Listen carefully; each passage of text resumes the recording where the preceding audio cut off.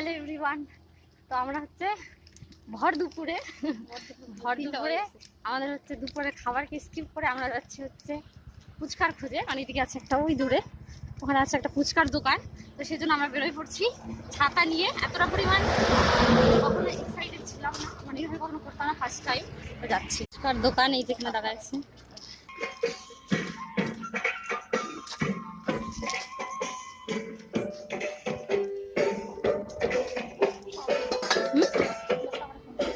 দশটা কটা, চার পাঁচটা দাও।